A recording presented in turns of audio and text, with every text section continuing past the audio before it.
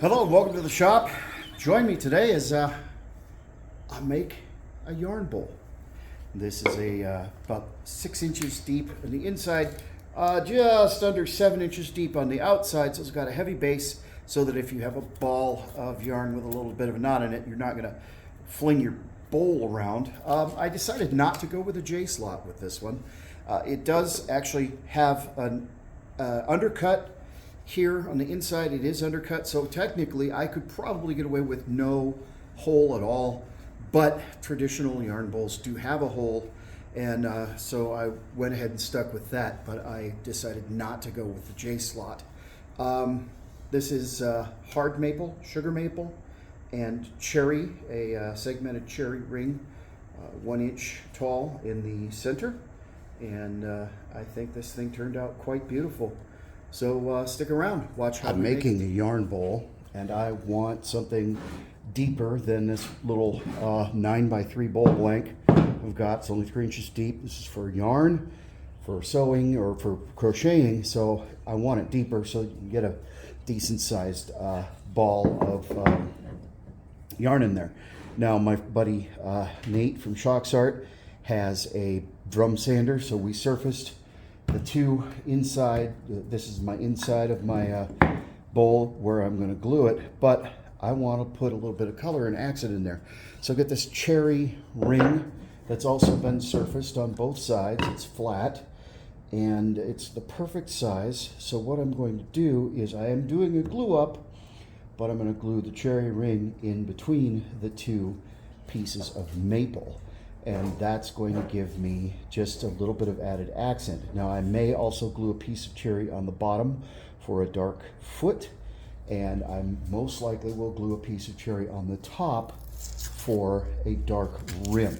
So we're going to get the tape off of this, and we're going to glue it up and put some clamps on it so that it is ready for turning tomorrow.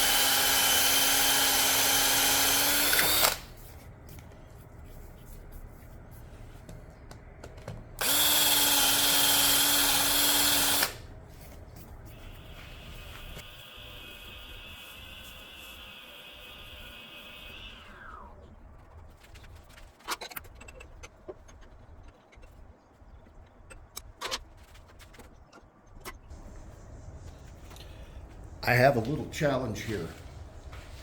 This section, which is thick, leads onto a hollow section here, which is only 1 inch wide. So I could hollow this, which would waste an incredible amount of wood, or I can core it, which I don't have a coring tool, so it's going to be kind of a rudimentary coring. But I think what I'm going to do is core it so that I then have a little bowl blank here that I can remove and use to make a mortar and pestle or something. So I won't waste this piece of wood here in the core, but it's going to take a minute and it's going to be a little bit challenging to do using a parting tool going straight in through cross grain. So we're going to see if we can do this safely. I have a very, very good matchup here between the chuck jaws and the mortise. So I'm confident in the stability of this, but we've got to get this core out before we can hollow. So we'll only really hollow, we'll hollow the sides but really the hollowing is going to be down in the bottom of the bowl, which is also going to present a considerable challenge, but we'll do it. We'll get her done.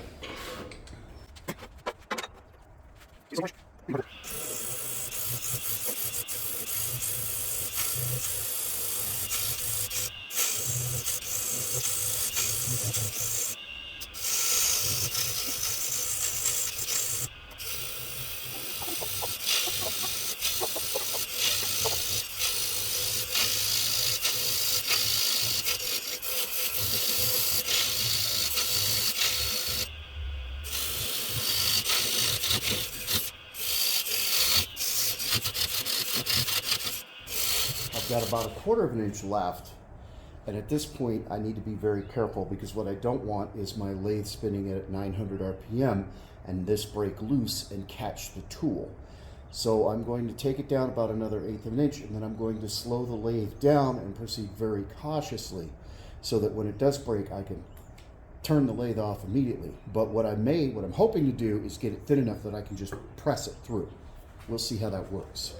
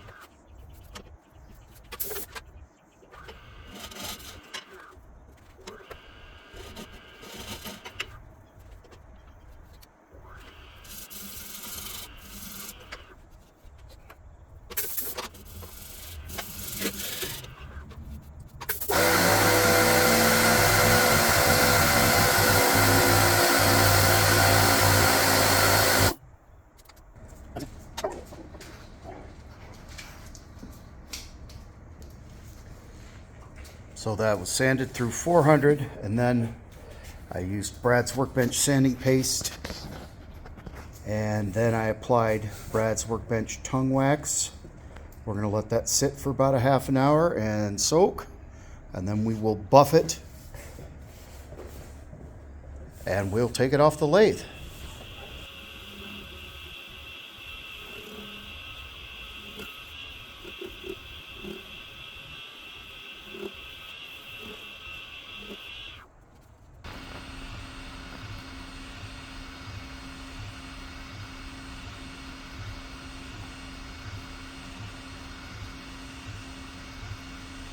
And there you have it.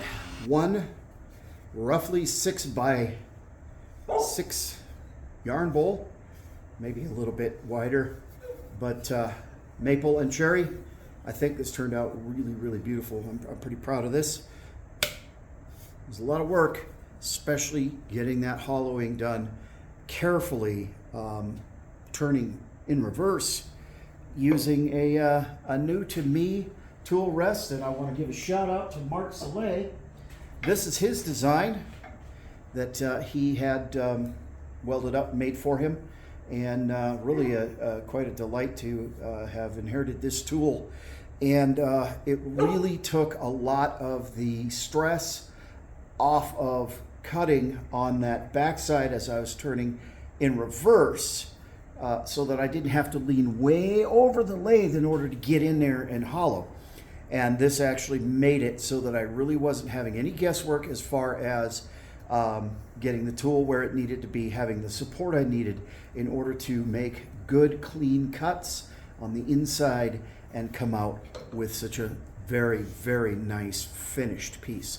So Mark Soleil, this is his design, and absolutely love this J-Rest. It's going to get a lot of use in my shop. Thank you very much. And hey, remember, just one more pass means put the bowl gouge down.